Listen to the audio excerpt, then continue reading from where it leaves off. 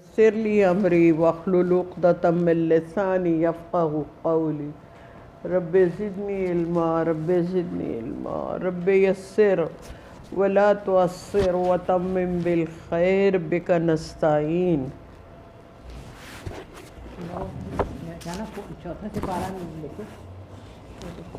آج یہ وجہ تو نہیں ہوگی کہ بغیر ترجمے کے سپارے آ گئے ہیں. الرحمن الرحیم ربی اشرح لی صدری ویسر لی امری واحلل عقدۃ من لسانی یفقہوا قولی رب زدنی علما. افسوس کی بات ہے کہ آج چوتھا پارہ ہم شروع کر رہے ہیں اور ہماری نفری کہاں ہے؟ کوئی بھی نہیں ہے. ٹھیک ہے کچھ بیمار بھی ہیں، ان کی مجبوری ہے، جو بیمار ہے وہ نہیں آ سکتے. تو بہرحال عمران آیت نمبر 92 چوتھا پارہ شروع کرنے جا رہے ہیں. لن تنالوا البر، لن ہرگز نہیں، تنالو تم پہنچتے، برا نیکی پر. بر آپ کو ویسے بھی پتہ ہوگا، اردو میں بھی کئی دفعہ آتا ہے. حتیٰ یہاں تک کہ، وہی معنی. تنفیقو تا پہلے آ گیا تو تم خرچہ کرو. انفاق فی سبیل اللہ آپ پڑھ چکے ہیں، اسی سے ہے. تنفیقو تم خرچہ کرو، مما اس میں سے، تحبون جو تم کو پیارا ہے. یعنی آپ نیکی کے تک ہرگز نہیں پہنچ پائیں گے جب تک کہ آپ اس میں سے خرچہ نہ کریں جو آپ کو پسند ہے. یعنی جو مجھے ناپسند ہو وہ میں اللہ کی راہ میں دے دوں کسی کو بھی، اور پھر یہ چاہوں کہ اللہ پاک مجھے اس کے بہترین نتائج اور بہترین ثواب عطا کرے اور مجھے اس کا اجر بہت اچھا ملے. تو یہ میری سوچ غلط ہے. ایسا نہیں ہوگا. آپ کو اور مجھے اللہ جی یہ کہہ رہے ہیں کہ اس میں سے خرچہ کرو جو تمہیں بہت پسند ہے. جب یہ آیت اتری تو اس وقت پھر صحابہ نے کیا کیا؟ صحابہ میں سے بہت سارے لوگ ایسے تھے، جس میں ایک صحابی رسول تھے جن کے پاس، عبداللہ بن عمر میرے ذہن میں آ رہا ہے، ان کے پاس ایک کھجوروں کا بہت اچھا اعلیٰ ترین باغ تھا.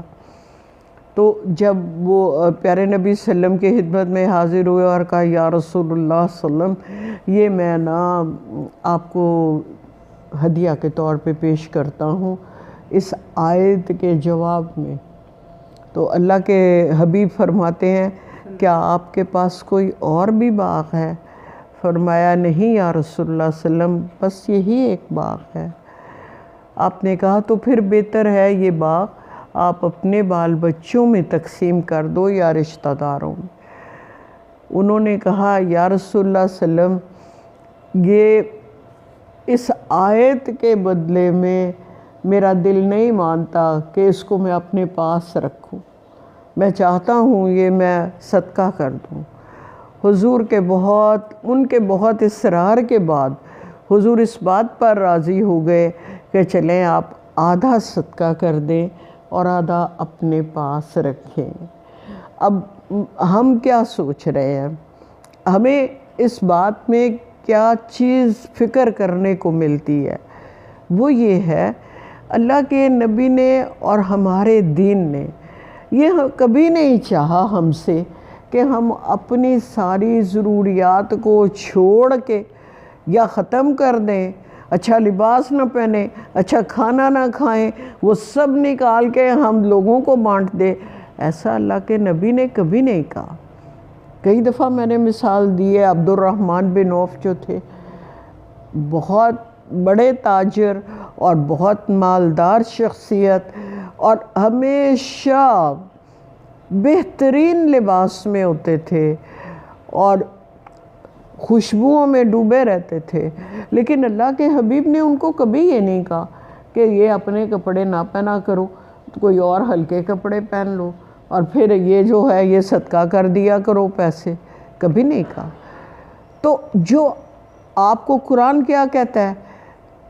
اپنی ضروریات پوری کرنے کے بعد جو بچ جاتا ہے وہ اللہ کی راہ میں دو، بچا بچا کے نہ اس کو رکھو۔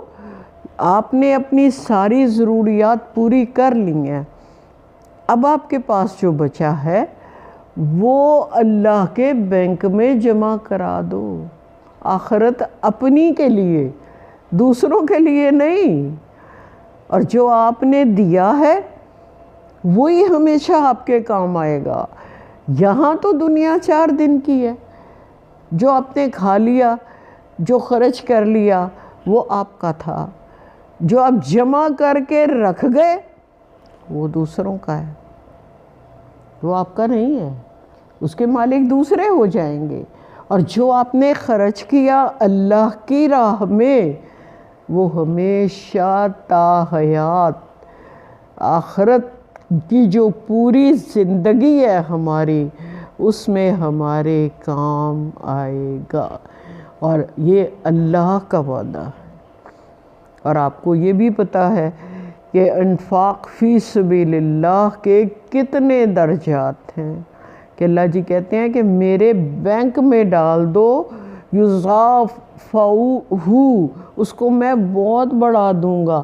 کتنا یاد ہے؟ کچھ ہے زیادہ؟ 10 گنا۔ ہاں 10 گنا نہیں، تیسرا پارہ دوسرا رکوع یاد کریں۔ 1 سے 7 اور 7 سے 700 گنا۔ کیسے بھلا؟ اب بتاؤ، جو آپ کہنا چاہ رہی ہو اب بتاؤ، بتاؤ نا، بتاؤ، میں یہی کہہ رہی ہوں نا کہ اس کو کلیئر کرو۔ ایک دانہ بوئیں گے تو ایک پودا نکلے گا جس پہ 7 بالیاں ہوں گی، اور ہر بالی میں 100 دانے ہوں گے۔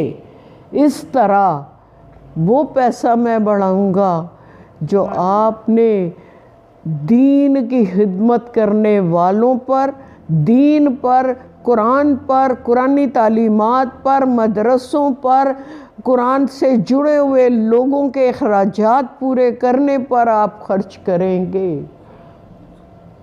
یاد کیا رکھنا ہے کہ اللہ کی راہ میں اور قرآن کی راہ میں دیا ہوا پیسہ اللہ کے وعدے کے مطابق 700 گنا بڑھا کے ہمیں لوٹایا جائے گا۔ اگلی آیت میں یہ کہا یا پھر اس سے بھی زیادہ۔ سوچنے کی بات ہے کہ ہم کیا اس آیت کو سے فائدہ اٹھا رہے ہیں؟ میں تو یہی سمجھتی ہوں کہ اس آیت سے فائدہ بس وہ لوگ اٹھا رہے ہیں جو انفاق فی سبیل اللہ کی راہ پہ جا رہے ہیں، تاکہ اب یہ دیکھیے پیسے کے لیے تو کوئی کمپلشن نہیں دی۔ یہاں جو بات کہی گئی ہے وہ یہ کہی گئی ہے ہم پرانے کپڑے دے کے تو اس ثواب کی آس رکھتے ہیں، اس اجر کی آس رکھتے ہیں جو شاید نئے دے کے بھی نہیں ملتا ہوگا۔ تو اللہ جی یہ کہہ رہے ہیں کہ جو تجھے پسند ہے نا وہ اللہ کی راہ میں دو۔ اب کھانے کی بات ہے، آپ کو بھی پتہ ہے، مجھے بھی پتہ ہے، آپ روز تو اچھا کھانا کھائیں، اور جب اللہ کی راہ میں کسی کو دینا ہو تو وہ چنے والے چاول بنا کے دے دو یا کوئی اور ایسی ہلکی چیز بنا کے دے دو۔ تو یہ چیز اللہ جی کو نہیں پسند ہے۔ آپ جو روٹین کا کھانا کھاتے ہیں یا اس سے بھی اچھا، یعنی جو ہم بھی کبھی کبھار کھاتے ہیں وہ کھانا، وہ جب اللہ کی راہ میں آپ دیں گے تو پھر آپ کی نیکی اللہ پاک شمار کریں گے۔ اس کو یاد رکھنا ہے، جب بھی اللہ کی راہ میں کوئی چیز دینے لگے تو یاد یہ رکھنا ہے، یہ سوٹ میں پہنتی ہوں جو میں کسی اللہ والی کو دینے لگی ہوں، نمازی کو دینے لگی ہوں، کسی بار مسجد کے امام کو دینے لگی ہوں، کسی قبرستان کے متولی کو دینے لگی ہوں، یا کسی اور غریب کو دینے لگی ہوں، تو کیا یہ سوٹ میں خود پہن سکتی ہوں؟ کیا یہ کھانا کیا میں خود کھا سکتی ہوں؟ بس اتنا یاد رکھنا ہے اس آیت کے حوالے سے۔ آگے دیکھتے ہیں، وَمَا تُنْفِقُوا مِنْ شَيْءٍ فَإِنَّ اللَّهَ بِهِ عَلِيمٌ۔ وَمَا اور جو تُنْفِقُوا تم خرچ کرو، من شیئن کسی بھی چیز میں سے، فَإِنَّ اللَّهَ تو یقیناً اللہ، بِهِ علیم اس کا پورا علم رکھتا ہے۔ ایسا نہیں ہے کہ میں گندا مال اللہ کی راہ میں دے دوں اور اللہ جی کو پتہ نہ چلے، وہ تو علیم بذات الصدور ہے۔ ابھی آپ کے ذہن میں خیال آتا ہے اور رب تعالیٰ اس کو بھی جانتا ہے۔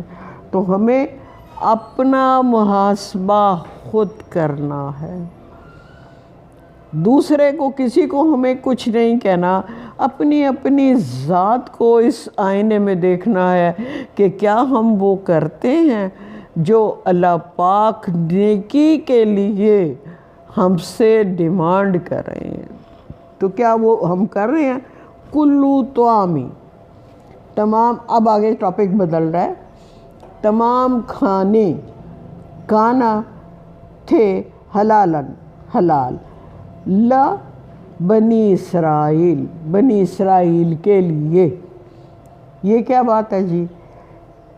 یہ بات اگلی پوری کر لوں آیت پھر بتاتی ہوں۔ اللہ سوائے ما جو کہ حرما حرام کیے،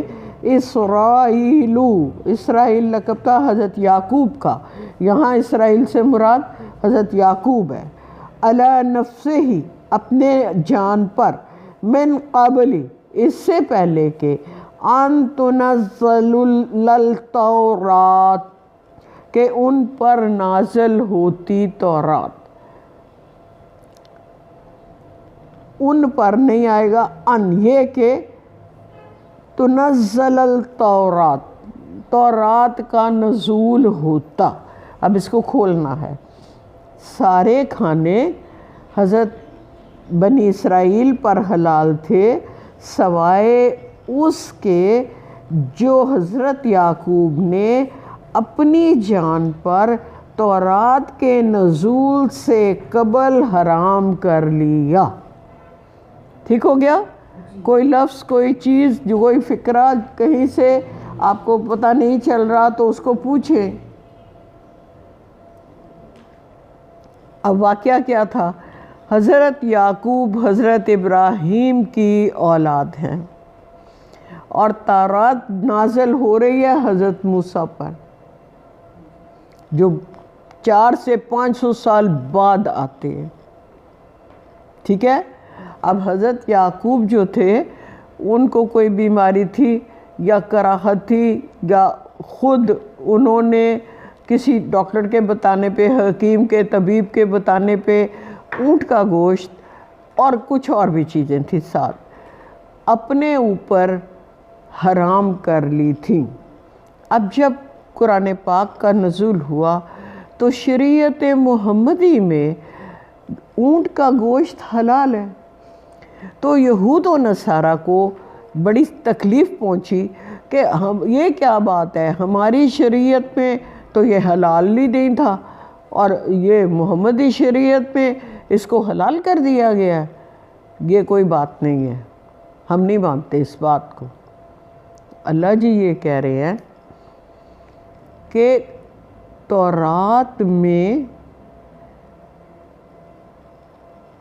بہت بعد میں آئی ہے، تو یہ چیز آپ تورات کو فالو کر رہے ہو نا، یہود و نصارہ تورات ان کی کتاب ہے، آپ اس کو فالو کر رہے ہیں، تو یہ حرام تو حضرت یعقوب نے اپنے نفس کے لیے اس کو اپنے لیے حرام کر لیا تھا۔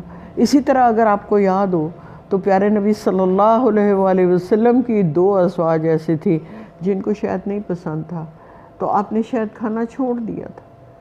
تو اللہ کے حبیب کو باقاعدہ آیت نازل ہوئی قرآن میں اور کہا یہ گیا کہ آپ شہد کھایا کریں، کیونکہ جب آپ شہد کھانا چھوڑ دیں گے تو آپ کی امت اس کے فائدوں سے محروم رہ جائے گی۔ اس لیے آپ کوشش کریں کہ آپ شہد کھایا کریں۔ پھر اللہ کے حبیب نے شہد کھانا شروع کر دیا تھا۔ اب یہاں اگلی آیت میں آپ یہ دیکھیں گے،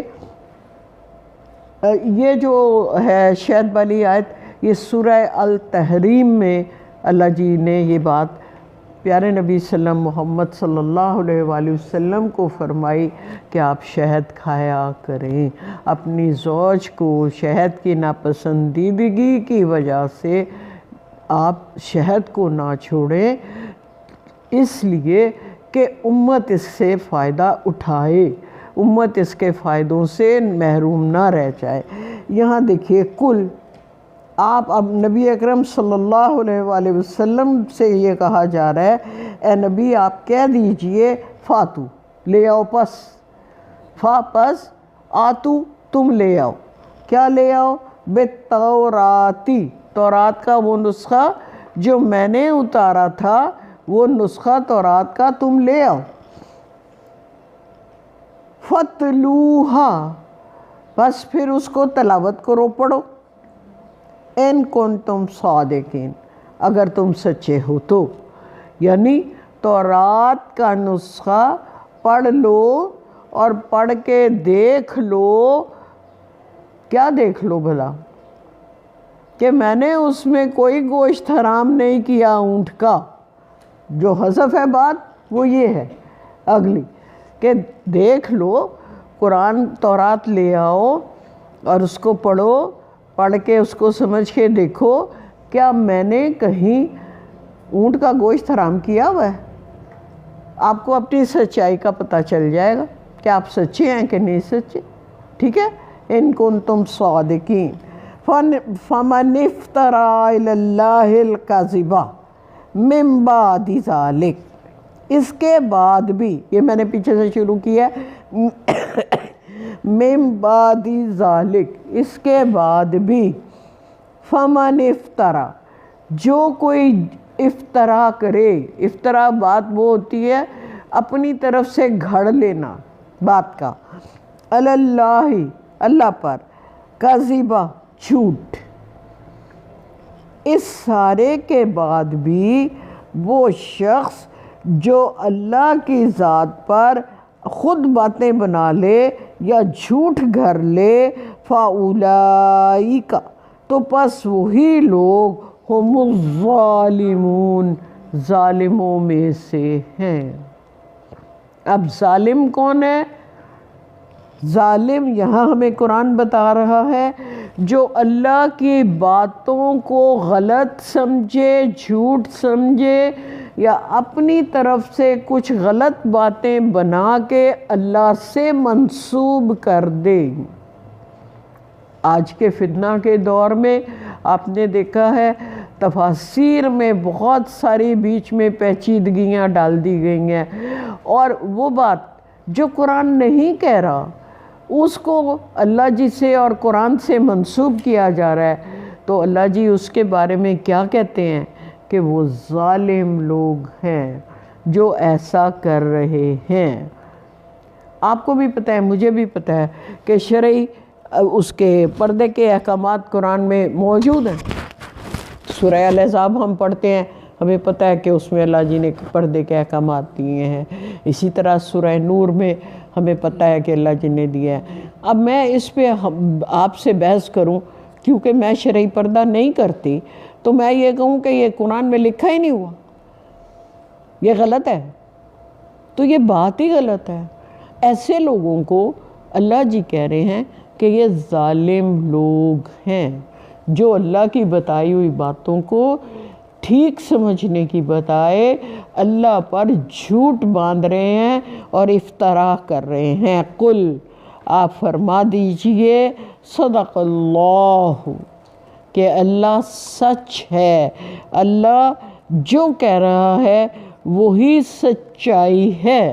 لوگوں کی باتیں سچائی نہیں ہیں، بلکہ سچائی اس بات میں ہے جو رب تعالیٰ فرما رہا ہے، فَاتَّبِعُوا مِلَّةَ إِبْرَاهِيمَ حَنِيفًا، بس آپ اتباع کیجئے، پیروی کیجئے ملت ابراہیم کی، جو کہ یکسو تھے۔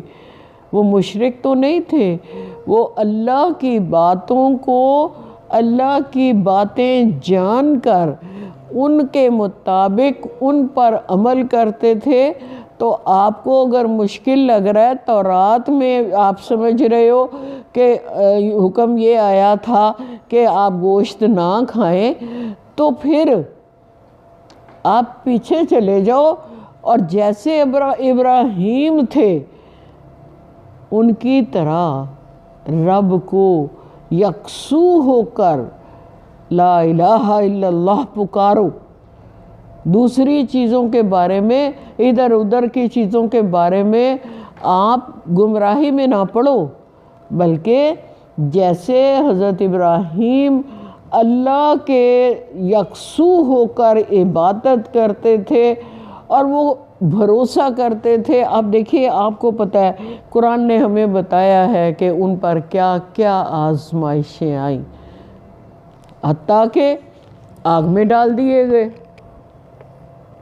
اور ان کا یقین اور اعتبار یہ تھا کہ اللہ جی نے اس آگ کو گلزار بنا دیا۔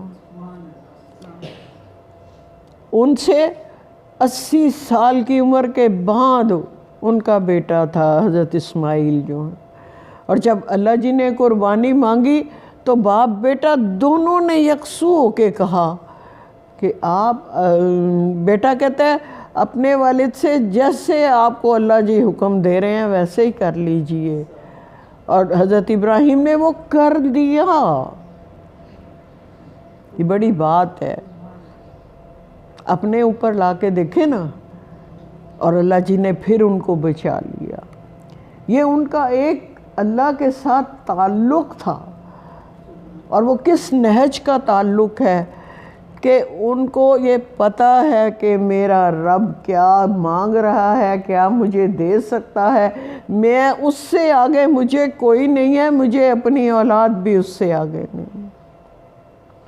اور اگر آپ کو یاد ہو تو پیارے نبی صلی اللہ علیہ وآلہ وسلم پوچھتے ہیں حضرت عمر سے کہ میں آپ کو کتنا پیارا ہوں، تو آپ نے کہا آپ مجھے اپنی جان سے بھی پیارے ہیں۔ حضور فرماتے ہیں ابھی تمہارا ایمان پختہ نہیں ہوا، صلی اللہ علیہ وآلہ۔ آپ، میرے ماں باپ آپ پر قربان، میں نے تھوڑا مس کیا، غلط، میرے ماں باپ آپ پر قربان۔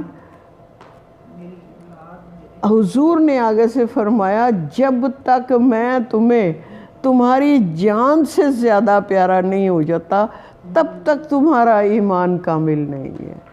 یعنی دین کی خاطر جان کی قربانی دینا جہاد کیا ہے؟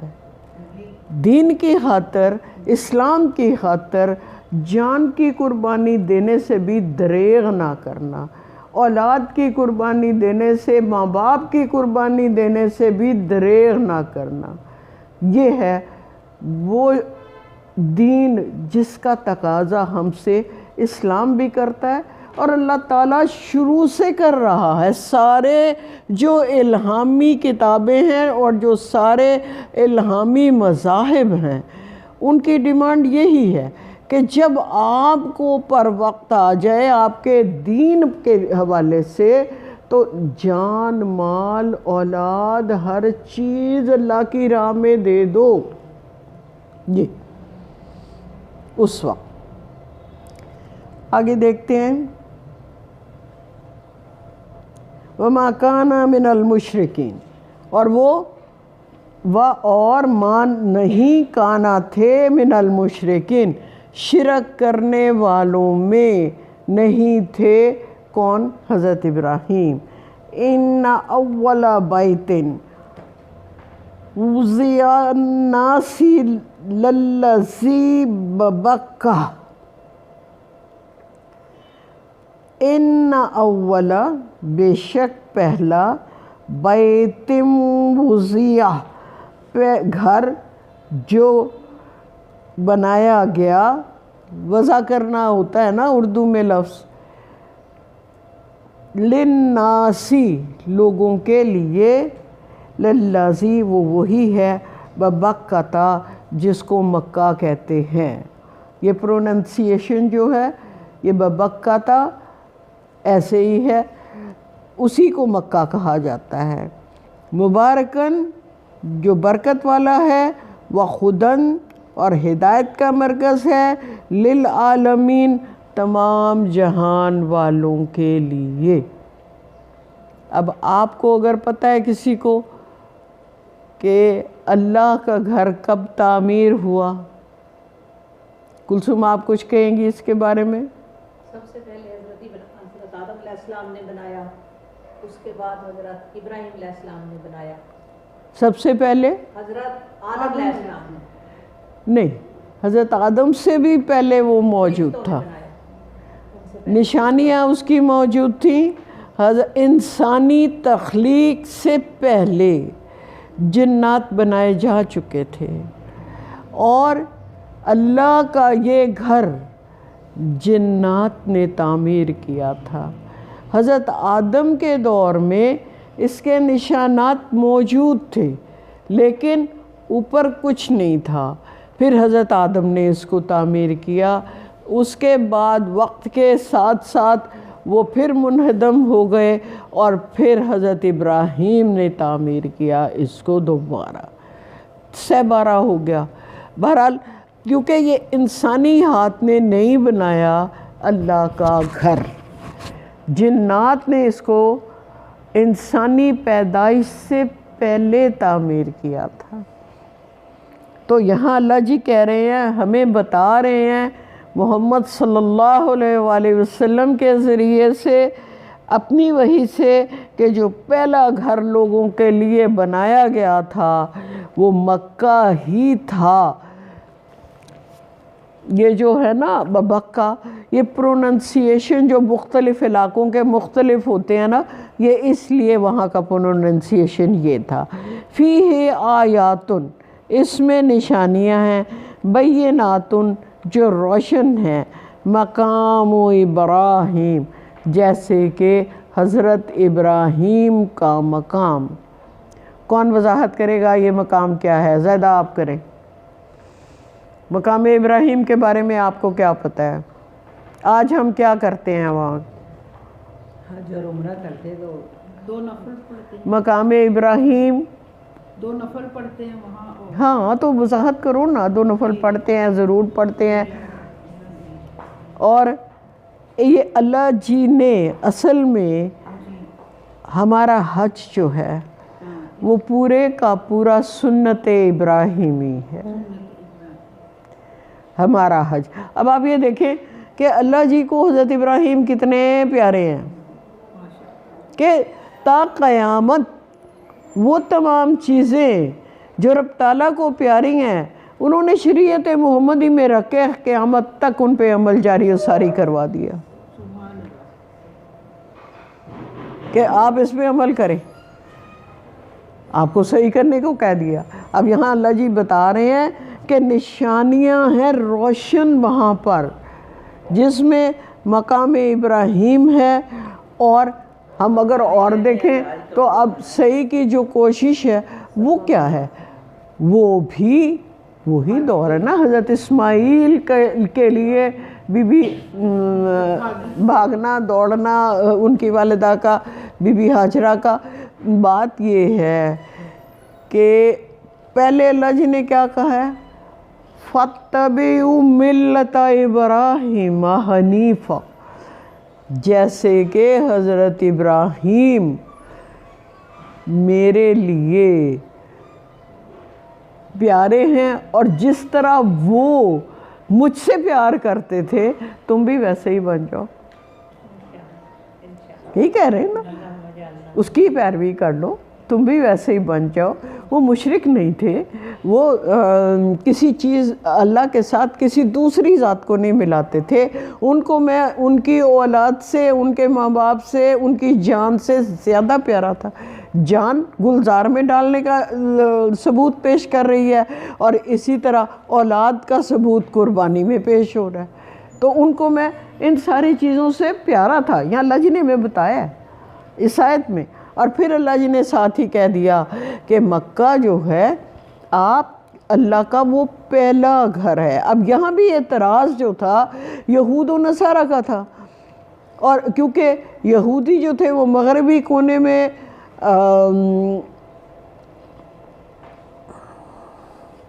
عبادت کرتے تھے بیت الحم، یا کیا کہتے تھے اس کعبے کو، اس وقت نہیں میرے ذہن میں آ رہا ہے ایک دم. بیت المعمور نہیں، وہ تو یہ کعبہ ہے ہمارا، اور بیت المعمور تو آسمان پہ ہے. جہاں یہودی عبادت کرتے ہیں اس کو کیا کہتے ہیں؟ گرجا نہیں، جو حضرت سلیمان نے تعمیر کیا تھا، بیت المقدس. بیت المقدس عام سا نام ہے لیکن بعض اوقات اٹک جاتا ہے. اب تو بہرحال بیت المقدس میں کیا مغربی کونے پہ یہودی عبادت کرتے ہیں، اور مشرقی کونے پہ عیسائی عبادت کرتے ہیں. کیونکہ بی بی مریم کو اللہ جی نے یہ کہا تھا کہ تم اس کونے میں چلی جاؤ، اور وہاں ان کے حضرت عیسیٰ پیدا ہوئے تھے. تو یہاں اللہ جی ہم کو کیا بتا رہے ہیں؟ اس سے پہلے آپ پڑھ رہے ہیں یہ تحویل کعبہ کا حکم. یہود و نصارہ کو یہ بڑی تکلیف تھی کہ پہلے تو جب آپ مکہ میں تھے تو آپ بیت المقدس کی طرف ہی منہ کر کے نماز پڑھتے تھے. اب کیا ہو گیا ہے کہ آپ نے قبلہ تبدیل کر دیا ہے. اللہ جی ہمیں بتا رہے ہیں، ان کو بھی بتا رہے ہیں کہ جو پہلا میرا گھر بنا تھا وہ یہی مکہ تھا.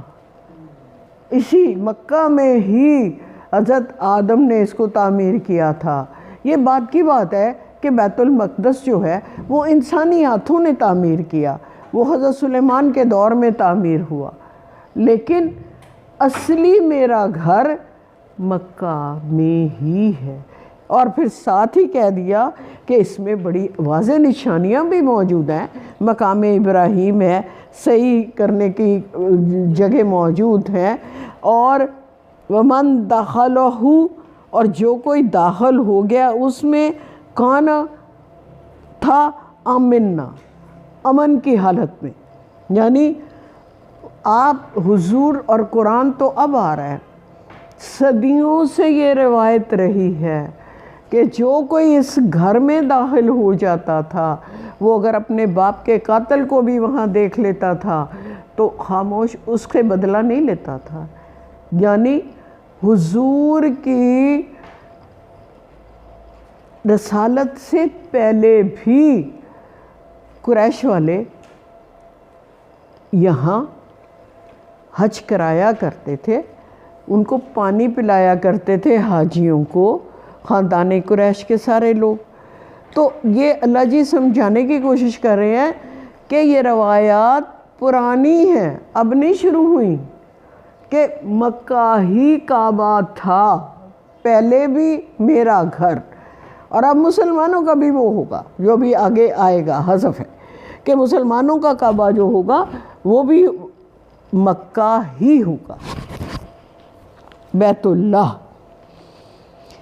وَلِلَّهِ، اب دیکھیے حکم آ گیا پھر اللہ کا، علی الناس، اللہ کا حق ہے لوگوں پر، حج البیت، کہ گھر اس کا حج کرے، من استطاع، اور جس کی استطاعت ہو، الیہ سبیلا، تو وہ اس سفر کی، یعنی جس کے پاس حج کے سفر کی استطاعت موجود ہے اس پہ لیے حکم ہے کہ وہ لازم اللہ کے گھر کا حج کرے.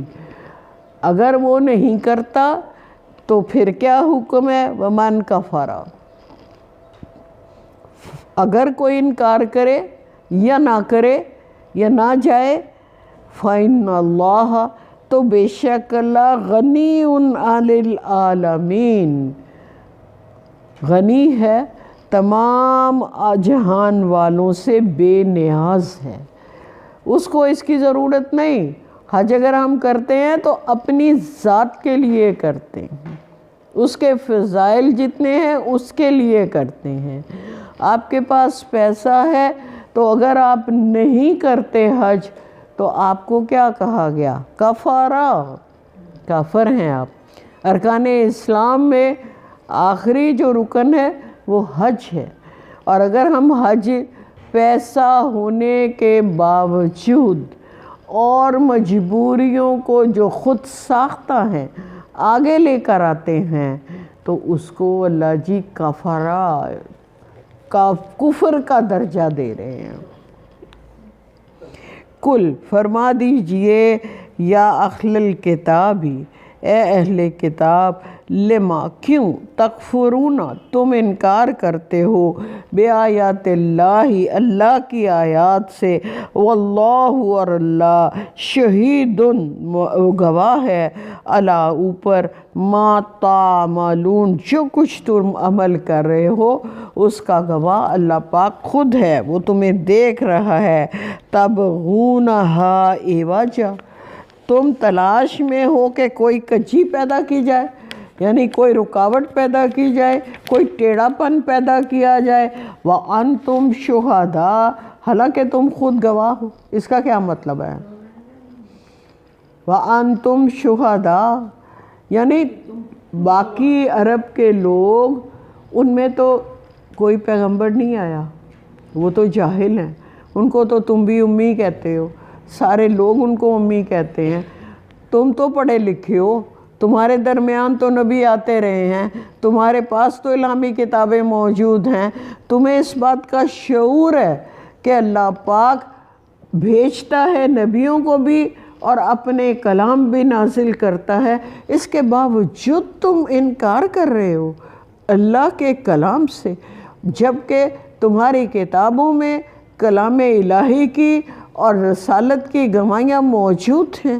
اور آپ نے 140 نمبر آیت میں یہ پڑھا بھی ہے کہ وہ حضور کو ایسے پہچانتے تھے جیسے اپنے بیٹوں کو، جیسے اپنے بیٹوں کو پہچانتے ہیں۔ آگے کہا تم جو بھی عمل کرتے ہو اللہ پاک اس سے غافل نہیں ہے۔ اے صاحب ایمان لوگو، اگر ان یا ایھا الذین آمنو، اے صاحب ایمان لوگو، ان اگر تطیعوا فریقا من الذین اوتوا الکتاب، بس یہاں تک رکھے، اوتوا الکتاب جس کو کتاب دی، الذین وہ لوگ، فریقاً ان میں سے کوئی فریق، ان اگر تطیعوا اگر تم اطاعت کرو گے یا بات مان لو گے اہل کتاب کے کسی ایک فریق کی، یردوکم پھیر دے گا وہ تم کو، بعد ایمانکم تمہارے ایمان لانے کے بعد دوبارہ، کافرین کفر کی حالت میں۔ اب یہ مسلمانوں کو متنبہ کیا جا رہا ہے کہ آپ ایمان اگر لے آئے ہو تو آپ نے ایمان کی حفاظت فرمانا، کیونکہ اہل کتاب میں سارے یہ چاہ رہے ہیں، یہ پہلے بھی آپ سورہ بقرہ میں بھی یہ پڑھا ہے کہ صبح کو سازشیں بچھا رہے ہو کہ صبح کو اسلام لے آؤ، شام کو تم انکار کر دینا، اس طرح کے معاملات چل رہے ہیں۔ تو اگر تم مان لوگے کسی ایک فریق کی بھی بات تو وہ کیا چاہتے ہیں؟ وہ چاہتے ہیں یردوکم تم کو پھیر دیں، ہٹا دیں، واپس لے آئیں، تمہارے ایمان کے بعد تمہیں دوبارہ کافر بنا دیں۔ وَكَيْفَ تَكْفُرُونَ کیسے کیوں کر تم انکار کر سکتے ہو، وَأَنْتُمْ جب کہ تم تُتْلَى عَلَيْكُمْ آیات اللہ تم پر تلاوت کی جاتی ہیں اللہ کی آیات، وفیکم رسولہ، اور اس کا رسول تمہارے درمیان موجود ہے۔ اللہ جی کہہ رہے ہیں تم انکار نہیں کر سکو گے۔ کیوں انکار نہیں کر سکتے؟ کہ اس وقت بھی قرآن پاک تمہیں پڑھ کر سنایا جا رہا ہے، اور اللہ کے حبیب قرآن پڑھ کے سنا رہے ہیں، اللہ کے رسول تمہارے درمیان موجود ہیں۔ وَمَنْ يَعْتَصِمْ بِاللَّهِ، اور جو چمٹ گیا اللہ کے ساتھ یا جڑ گیا اللہ کے ساتھ، یعتصم، وہ جو جڑ گیا، پکڑ لیا مضبوطی سے اللہ کو، فقط، تو یقیناً وہ ہدیہ، ہدایت پا گیا، الی، طرف، صراط مستقیم، سیدھے راستے کی جانب۔ تو گویا یہ کہا گیا مسلمانوں کو کہ جو کوئی بھی اللہ کی ذات سے جڑ گیا تو سمجھ لیجئے کہ اللہ پاک نے اس کو ہدایت کی طرف موڑ دیا۔ قرآن پاک اور حدیث پاک سے ہمیں کیا پتہ چلتا ہے کہ اللہ پاک جب کسی کو ہدایت دینا چاہتا ہے تو اسے دین کا فہم عطا کر دیتا۔ تو یہ بات وہی ہے کہ جو اللہ کی ذات سے جڑ گیا، سمجھ لو کہ وہ ہدایت کے راستے پر گامزن ہو گیا۔ اب اللہ کے ساتھ جڑنے کے لیے کیا کرنا ہوگا، یہ بھی تو دیکھنا ہے نا۔ سب سے پہلی بات کیا ہے؟ اللہ وَاعْتَصِمُوا بِحَبْلِ اللَّهِ جَمِيعًا وَلَا تَفَرَّقُوا، آپ پڑھائے ہوگے کہ پکڑ لو اللہ کی رسی کو مضبوطی سے۔ اور اللہ کی رسی کیا ہے؟ اللہ کی رسی قرآن۔ یاد یہ رکھنا ہے کہ ہمیں قرآن سے ہر صورت جوڑنا ہے۔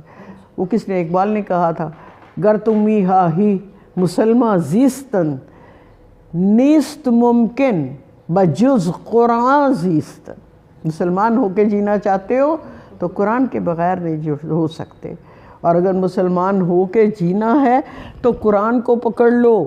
قرآن ہم سے کہہ رہا ہے کہ اللہ کی رسی کو مضبوطی سے پکڑ لو۔ حضور ہم سے کہہ رہے ہیں اللہ کی رسی کیا ہے؟ وہ یہی قرآن ہے۔ اور جس نے قرآن کو پکڑ لیا، اللہ کی رسی کو پکڑ لیا، اللہ کے ساتھ وہ چمٹ گیا، تو سمجھ لیجئے کہ وہ راہ ہدایت پر چل پڑا۔ اور چمٹنے سے کیا مراد ہے؟ حالی پڑھ لینا نہیں، قرآن کے حقوق ادا کرنا۔ پہلے پڑھنا ہے، سمجھنا ہے اس کو، پھر اس پر عمل بھی کرنا ہے، اور اس کے جو بھی احکامات ہیں ان کو سچ جان کر ان پر عمل کرنا ہے، اور پھر اس دعوت کو لوگوں میں پھیلانا ہے، لوگوں کو بتانا ہے کہ یہی سچا دین ہے، یہی قرآن سچی اللہ کی کتاب ہے، اس کی طرف آ جاؤ، اس کی طرف عمل کر لو۔ ہمارا پیغام بھی یہی ہوتا ہے کہ قرآن سے جڑ جائیے۔ وآخر دعوانا ان الحمد للہ رب العالمین۔